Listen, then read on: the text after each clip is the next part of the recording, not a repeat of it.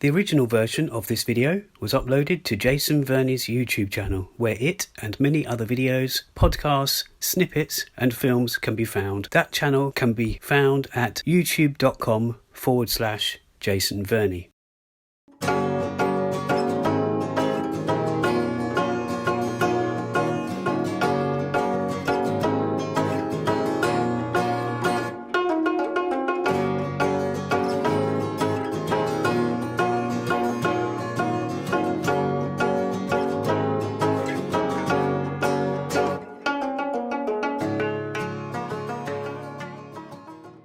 This is the NoSoKoPo with Jay and Tim.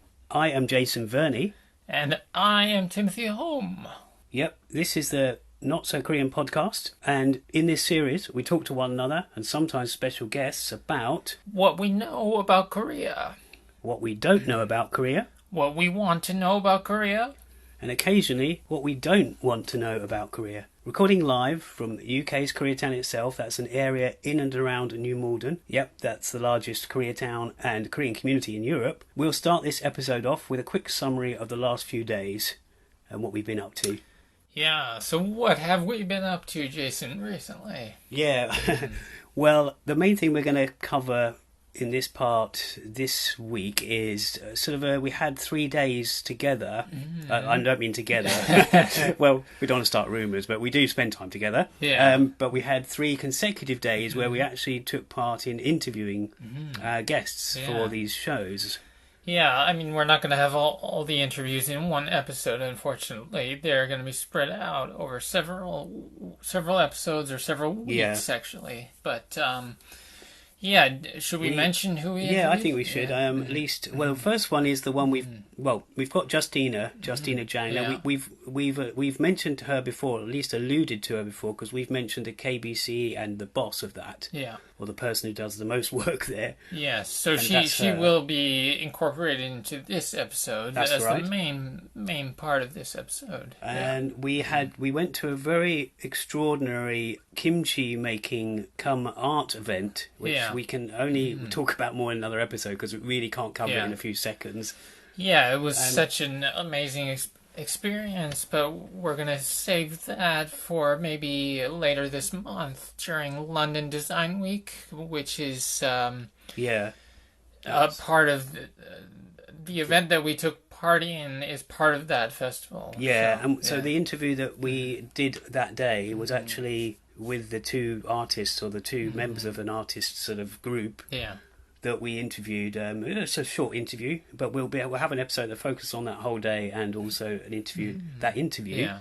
The third interview was with sort of a friend of mine named Maisie Rose, who I met in Korea maybe a few years back through a mutual friend of ours, who we will mention, or we've already mentioned before, Jong-chan Lee or Jonathan Lee. And she has a lot of experiences with Korea and Korean culture, so she had a lot of interesting things to say, and that may end up being a 2-part interview, actually. We think it will. She's very not only has she got knowledge about Korea, the Korean language, and some Instagram accounts that relate to Korea, but she's also very talented with video and other stuff. So it was a really, really interesting conversation.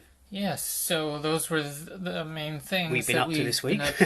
But of course, Jason, you're still continuing with your editing work for the festival. That's correct. Yeah, upcoming Kingston Korean Festival. Yeah, that's correct. I'm still putting the finishing touches to the hanbok video that's going to be presented on the screen in next week's or the 18th of September for the Kingston Korean Festival. And speaking of that festival, that's the main reason that we interviewed today's guest, who is Justina Jang. She runs the KBCE, or Korean British Cultural Exchange. Yeah, it's a bit of a mouthful, but it does come out eventually. Yeah, so shall we go to that interview now? Yeah, let's do that. At the end of this, we'll summarise it and also talk about a bit of news, some other news. Okay, let's go into that interview. Yeah, here's Justina.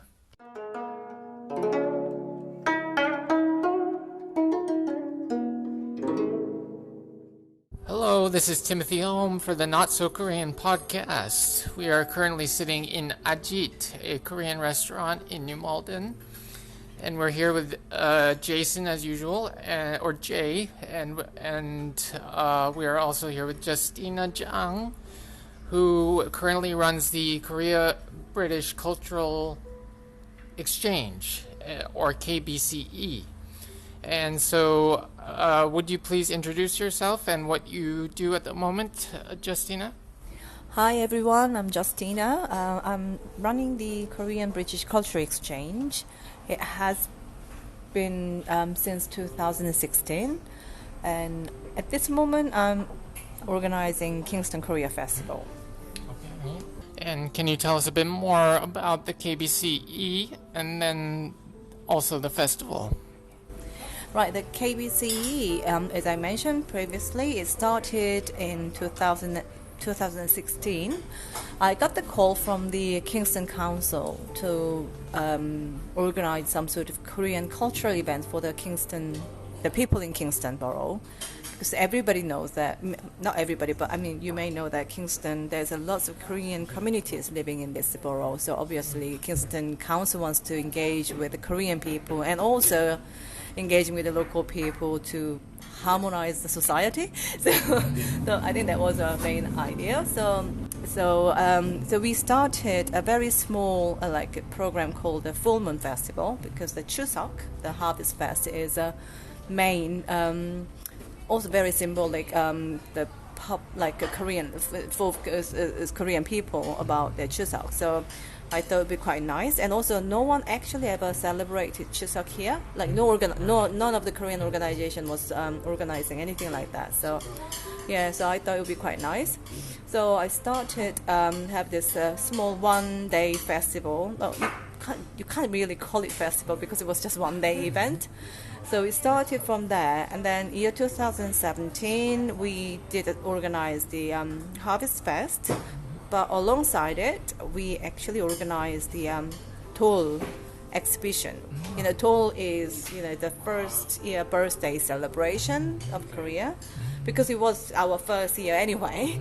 And also, Toll, like a baby is wearing really lovely costumes, and then we do have a doljabi ceremony, the grabbing ceremony. So you actually have a different object, and then the baby grab one item, and then it symbolizes something. So if the baby grabbed a pencil, means it's going to be a scholar.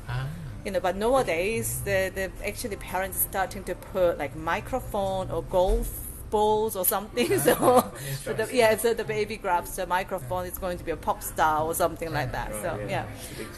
So we did that, and then the third year 2018, we actually had our first K-pop UK national competition, because for since 2016 I realized that there are like lots of Korean K-pop fans. They were starting to do their own like cover dance, the competitions, or they actually practice themselves, but they will not have a much opportunity for them to showcase, to show off, in a way. So we wanted to give some sort of opportunity for this like teenagers to come and practice hard, but they come to this, come to the day and then show what they learned or they've been, practiced for, so many months or something.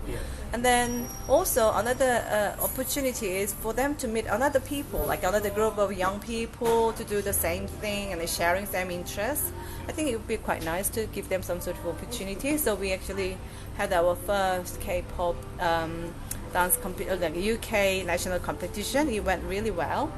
And then the fourth year is 2019.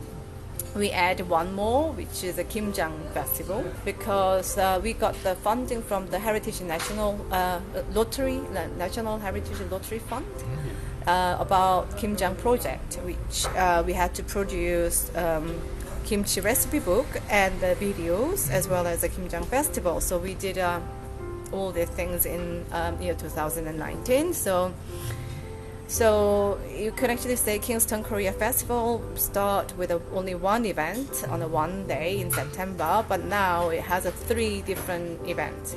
Start from September Harvest Fest, October the UK National K-pop competition, and then November KIMJANG Festival. So it's a 3 as a 1 is a Kingston Korean Festival, and hopefully we are very ambitious. So in 2 years' time, the UK national K-pop can be actually K-pop European competition. Yeah, that's our aim. Okay. Yeah. Right, thank you. And Jason, you have a question? Yeah, so that's your months October to December almost taken up, but obviously you've got a lot of the year planning as well. But I just wanted to just ask, like, any of the complications because of COVID. You've had different things to face, like bringing it online or partly online, but also we've actually been to the Kingston Korean Festival before when it was in Kingston. But this year it's in New Malden, which is Koreatown, so it makes sense. Basically, what complications have there been because of all this change? And also, what was the reason for changing to New Malden this year at least? The last year, everybody has the difficulties. It's the same with the KBCE, but KBCE is run by the volunteers. As you can imagine, that it was quite hard, and also we couldn't organize anything like physically, so we are specialized in organizing events, outdoor events. So all of a sudden, you can't really do that. So then we thought about not doing anything last year because it's a good excuse, not doing anything, because not many people expect us to do anything anyway. So, but then we thought, hold on for a second, at least we've got some sort of obligation to the people. Instead of sitting down and doing nothing, why don't we show something that you can still do something? So for the first time, we actually organized our festival on online based. So we had to make films, and we had to interview people, and then we had to put them all in a film, and then use a social media platform. So when you actually look at our first Harvest Fest last year, it went well in some ways, but technically, it just had a lot of live streaming was cut, and it was a bit difficult and hard. It's just so frustrated. But also the format we chose was totally wrong. So we wanted to sort of try everything what we did outdoor and do exactly the same thing on the YouTube, which was so stupid idea. How many people can actually watch, being on the YouTube for 2-3 hours? You don't really do it. Even go to the epic cinema or cinematography, you can't really do it. But we thought, okay, you know what? We've never done it. So the first attempt, you can have excuse. It's it was our first time. So we said, let's just do everything we can think of. And if it didn't go well, then it didn't go well. But we have excuse that, oops, it was our first time. So that's what happened. But because of that experience, when we did the KIMJANG Festival, I think we did better because we break into like 15 to 30 minutes program. We did it more often. So we kind of learned from our mistakes. But then at the same time, we thought that, okay, we can actually communicate with a wider audience because of the social media. There's no like barriers, there's no time limits or something. So we kind of learned that, okay, that's another platform we can actually use to promote Korean culture. So it wasn't that all bad. So that's that last year. This year we decided to do Harvest Fest in New Malden. We used to do it in Kingston, the marketplace. But one of the reasons we are doing it here is we want to promote the local economies if we can help something. So there's a lot of Korean restaurants and the supermarket and hairdressers, and not only for the Koreans, but for non-Korean, but there's a lot of shops and restaurants down there. So if we do organize some sort of event, we know that like a KIMJANG Festival or Harvest Festival, we know that lots of people actually coming from outside of Kingston area. So they increase the footfall in this area. So it might help, in one or the other. Then it will help the local business. So we thought it would be quite nice. And also we can actually promote Korean restaurants or supermarkets, naturally at the same time. So I think that's one of the reasons why we are doing it. One of the difficulties for the running it under this circumstances is like, yes, we want to organize some sort of outdoor event so everybody can actually meet up. I think togetherness. The isolation was really hard thing for the human being, the mankind. I kind of learned it, last year. It was really hard. And so I want to have some opportunity, create some opportunities for everybody just to come out and enjoy together, not touching, holding, or kissing each other, but it's like being there. There's just a feeling, yes, But at the same time, because we're on the COVID situation, we can't, I can't really ask lots of people to come down at the same time. So it's like you want to run, but you are running with your legs tied up, kind of that sort of feeling. So that is quite hard. So the mouth tied up. Yeah. Mask. But the good thing is this year that it's at pretty much next door to the station. So anyone who does come to New Malden, then they can just get off the train and it's pretty much there. Yeah. Also, talking about the KIMJANG festival, which you just mentioned, the Kimchi Festival, essentially. This year, will that differ much from the ones before, where we've seen the stalls on the high street and you had the kimchi making going on teaching people how to make kimchi sort of near the station? I wondered how it differed from before, but also because we recently witnessed a crazy art project which involved kimchi making, we were actually involved with. We wondered how that was going to be played out in this year's KIMJANG Festival. The KIMJANG Festival, obviously, this year, yes, we're going to do same, but also we're going to do next to the New Malden train station. I mean, I have to say thanks to the CI Tower because that's actually, that land is not publicly owned, it's privately owned. They actually let us to use that space, for free. So exactly. So I think they don't have to do it because, so many things the manager has to worry about is because its floor has to be protected. Right. So if we do something wrong, then they have to spend extra money to repair all the things. But they actually say that's because it's for the communities, they actually allow us to use it, and so that's one. But we are still going to do it. We are going to make a kimchi together, and the difference between last year's and this year's main thing would be last year's is more like showing how to make kimchi. Although we call it as a KIMJANG Festival, so KIMJANG Festival is supposed to be something more than just making kimchi. But last year we just did it like just making kimchi session. So this year we want to bring some sort of spirit of KIMJANG Festival. So KIMJANG is more likely the people helping each other, the neighbors helping each other to make kimchi. So obviously not many British people need to make a huge amount of kimchi to go through to winter time and experience but we thought we just interpret in our own way, saying last year when we actually run the classes, it was all for free. So when we actually sell the ticket or invitation through the Eventbrite, it was so quick to sort of sell the tickets because it was free. So everybody was like grabbing the ticket. On the day we have cut like 45% didn't turn up. So we thought, not really good. But then it was actually good because there were lots of people wanted to do it, So they actually and then we had we had a lot more people wants to do it, but they had to turn down because there's no space. So this year we thought, okay, we are going to ask them to pay it. So if someone doesn't want to come, they don't have to come. But then we still have the funds, deposit. So for the children, probably £2-3 for child ticket. For the adult, it will be £5. So we are going to deduct poundage for the ingredients.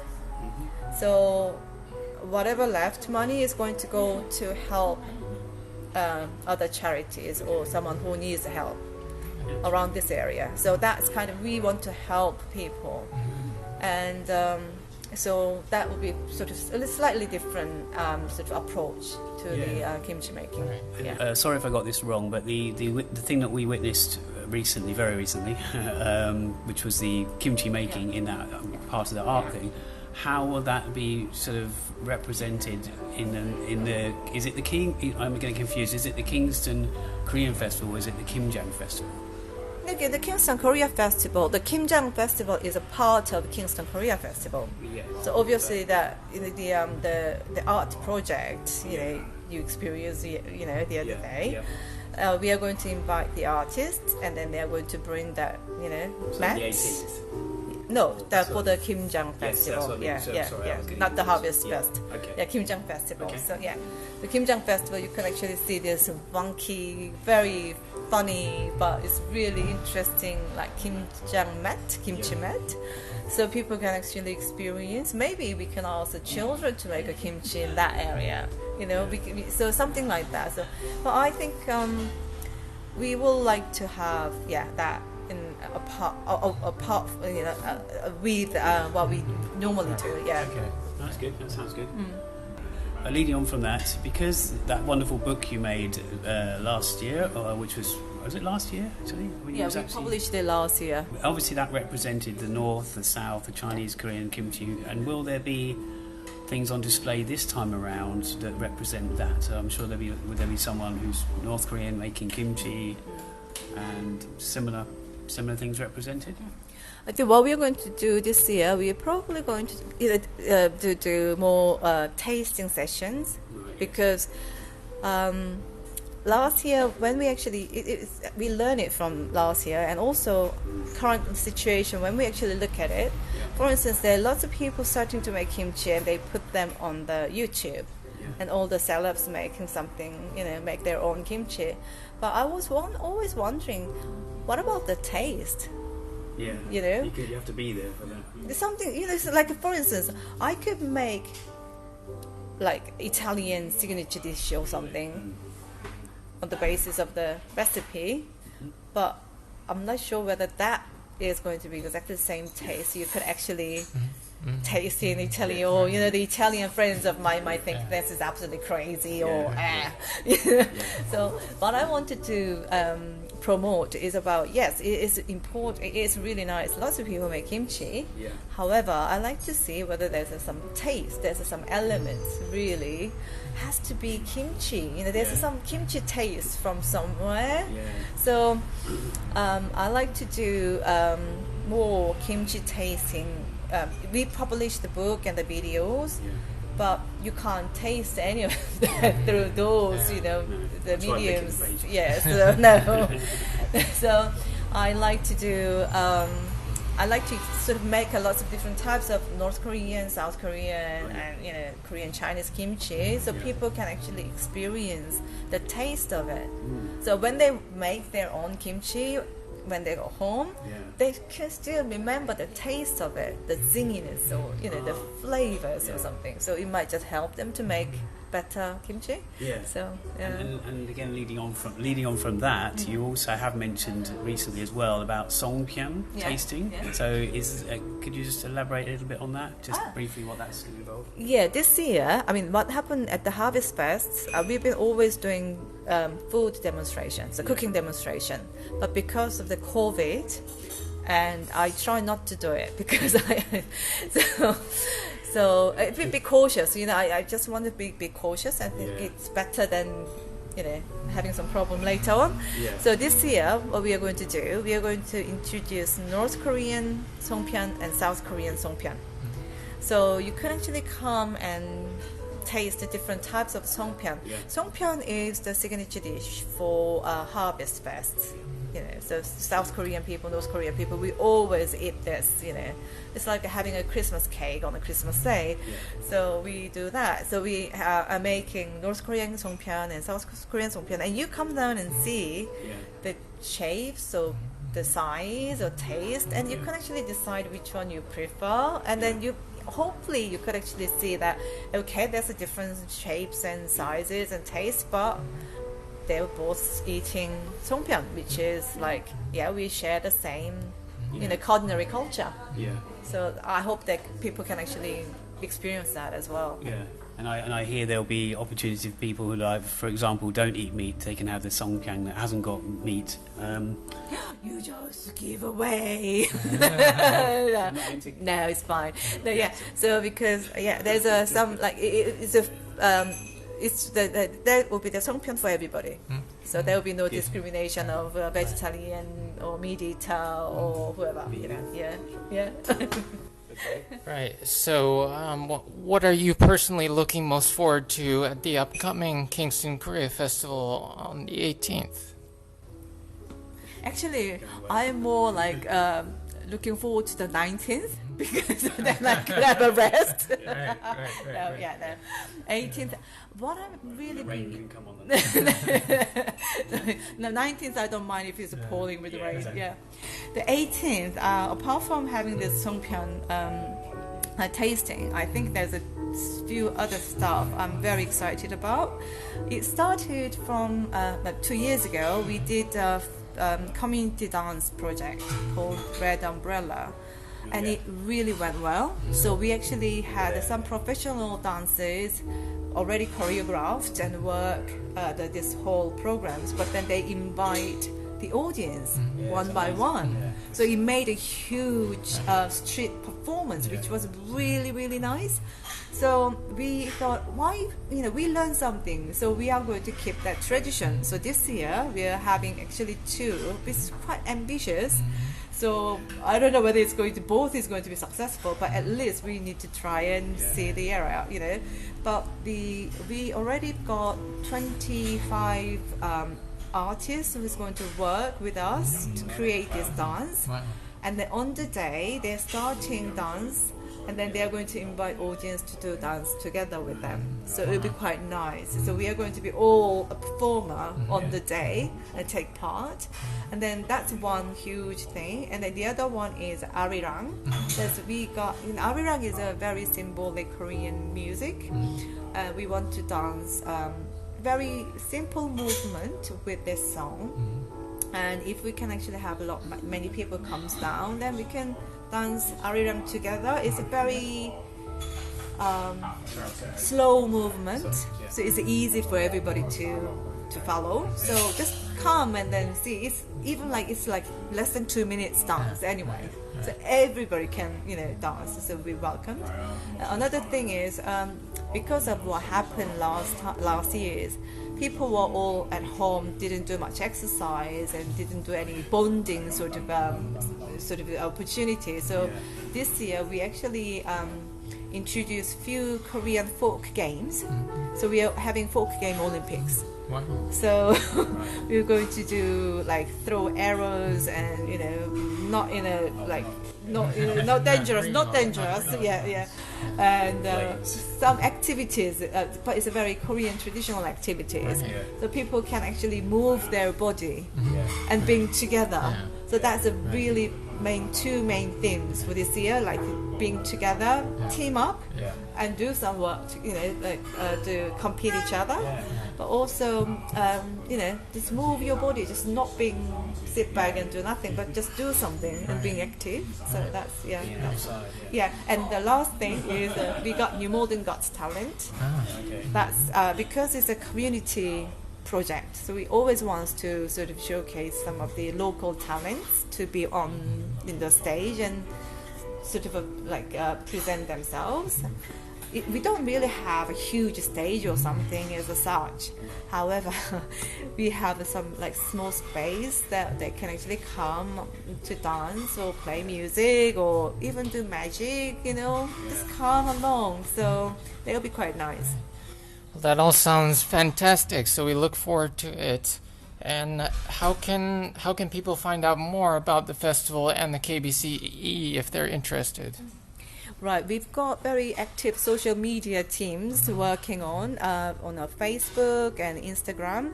We are up to date our website, so you may have to bear a little bit to have all this information. One of the reasons why we are a little bit slow on the website is because last November, the KBCE and KIMJANG project website both were archived at the British Library, which was really, really exciting news. But because of that reason, we wanted to have a very, very good website, and it is quite hard for us to just to do all the things, full time. Many of us are actually working full time, and then do this one as a part time. So it's really sometimes it's a bit hard to just do both well. So obviously, volunteer work is a little bit more like bit. You can imagine that you can't really do volunteer work for 100%. So it's taking time, but we are always getting there. We always get there, so we know that. So yeah. Right. Yeah, and we've seen the people the volunteers that are very active on Instagram, and there's a few of them. And how they fit in their day jobs is quite amazing. One thing we're looking forward to as well is something we took part with you on a few weeks back, which is the hanbok. Of course, so not only is there going to be live stuff there's going to be stuff on the screens. There's going to be like a hanbok display, and looking forward to the finished product that we're editing. I think we're almost out of time. So, do you have anything else you want to say before we go? Well, we are always looking for people to work for Korean British Cultural Exchange. So obviously we are all welcome, all the ideas, and also I've been telling everybody that I need a new set of people with different ideas, so have some new energy to make this KBC into like develop into different level now, because I think we done basic part. So we need someone or some people to bring us to the next level. So we are looking for people. So that's one thing. If you're interested in, please come. But unfortunately, we can't pay it. So it all has to be volunteer based. But yes. Yeah. All right. Thank you very much. And we hope to have another interview with you in the future about other issues. So thank you again. Thank you. Yeah, thanks, Justina.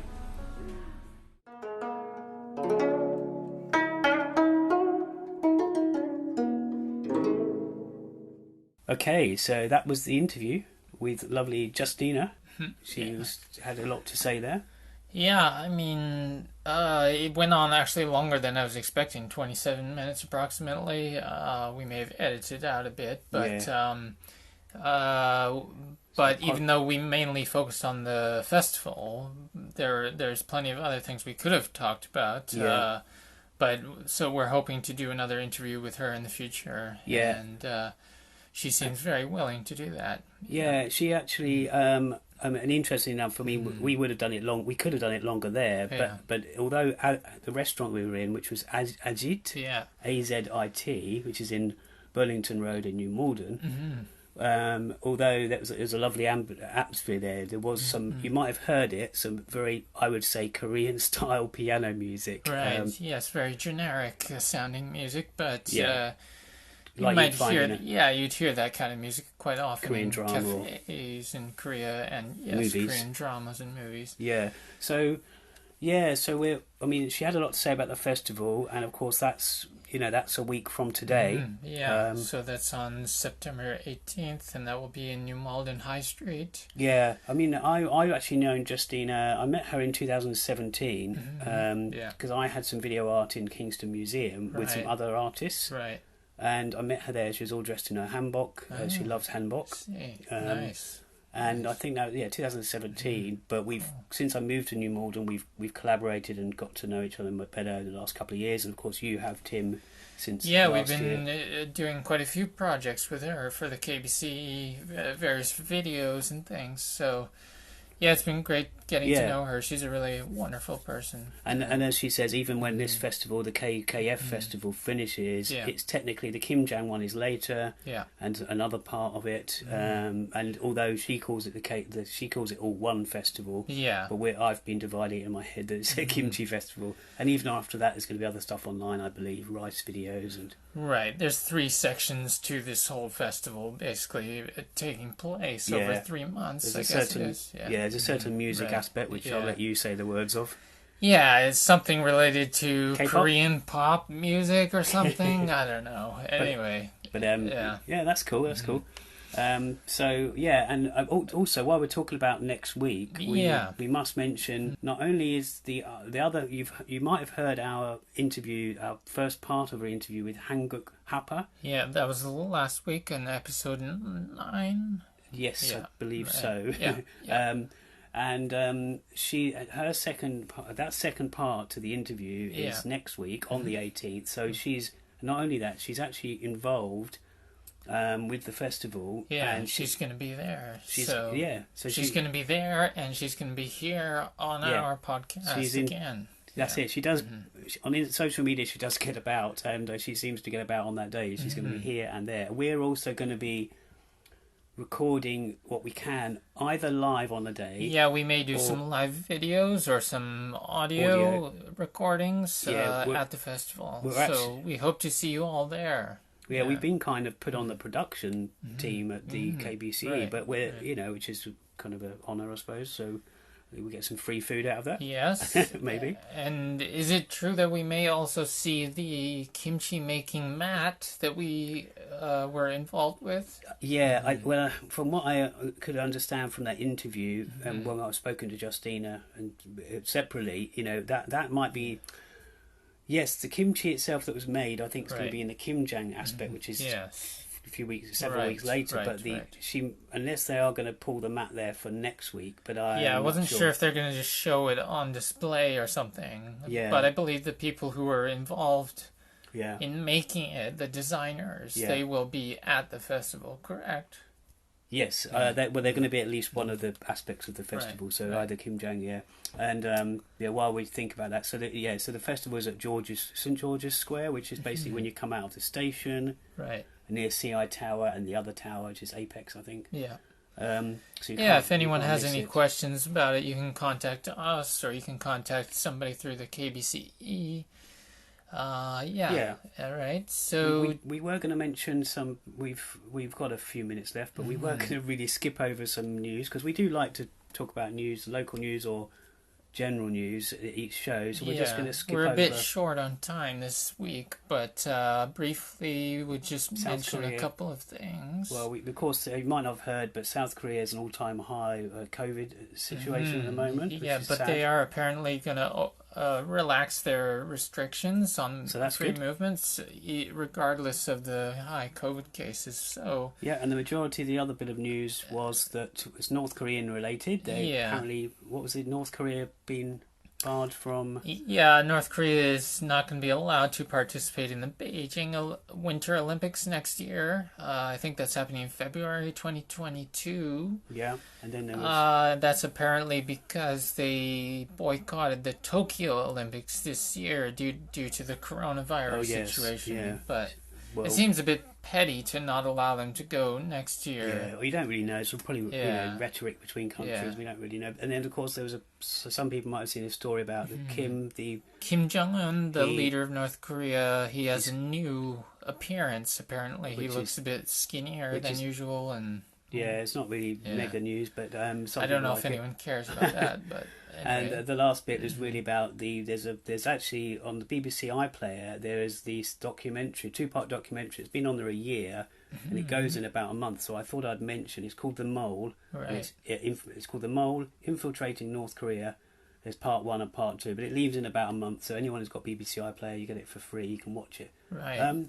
Okay, that sounds interesting. So we will just finish this show with the closing music. Yeah, we'll just wrap it up by saying thank you very much for sticking with us so far. This is our 10th episode already. I can't believe it. Yeah, I know. It's been a hectic 10 weeks, but it's been thanks for. It's been very interesting and stimulating, and we've met so many interesting people already.